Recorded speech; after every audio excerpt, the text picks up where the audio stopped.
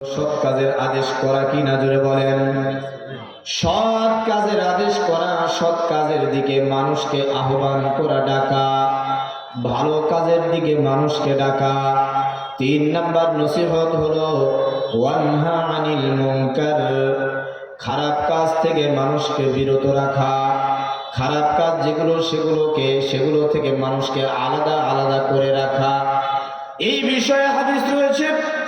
আল্লাহর নবী বলেন, মান রাআ মিনকুম মুনকারান ফালিয়ুগাইরহু বিয়াদিহি, সৎ কাজ করার জন্য অসৎ কাজ থেকে বাধা প্রদানের জন্য যদি তোমার সামর্থ্যবান তুমি যদি হও, তাহলে তুমি হাত দিয়ে বাধা প্রদান করো। এটাতে তুমি যদি সক্ষম না হও, ফাইল্লাম ইয়াস্তাতি ফাবিলিসানিহি, তাহলে তুমি কমসে কম জবান দিয়ে তাদেরকে বলো, বাবা এই কাজগুলো করা ঠিক না, এই কাজগুলো করা উচিত না, এটা মন্দ কাজ, এটা পাপের কাজ, পাপের কাজ করা হবে না, নেকির কাজগুলো করতে হবে। এই নসিহতগুলো আমরা নিজেরাও মানব, সন্তানদেরকেও করা যাবে কিনা জোরে বলেন। আরো জোরে বলেন, সন্তানদেরকে করা যাবে কিনা। শুধু সন্তানদেরকে নয়, আহবাব যারা রয়েছে, মুসলমান যারা রয়েছে, সমস্ত মুসলমান দিগকে সৎ কাজের আদেশ দেওয়া, অসৎ কাজ থেকে বাধা প্রদান করা, তাদেরকে নসিহত করা। বাধা প্রদান শুধু হাত দিয়ে মারামারি করে করবেন তা নয়, বরং জবান দিয়ে সুন্দর সুন্দর ভাষায়, সুন্দর সুন্দর কথায় তাদেরকে আহ্বান করে নিয়ে আসতে পারেন। ভাই এই কাজটা ভালো, এই কাজটা খারাপ, সুতরাং তুমি এই কাজটা করো, আর এই কাজ থেকে তুমি নিজেকে আলাদা করে রাখো।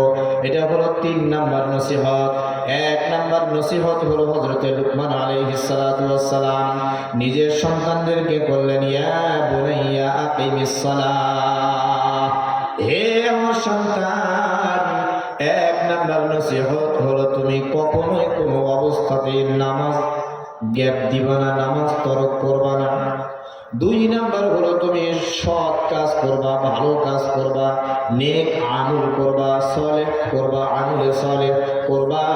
3 নাম্বার নসিহত, যত রকমের খারাপ কাজ রয়েছে সমস্ত খারাপ কাজ থেকে তুমি নিজেও আলাদা থাকবা, তোমার আশেপাশে যারা আছে তাদেরকেও আলাদা রাখার চেষ্টা করবা।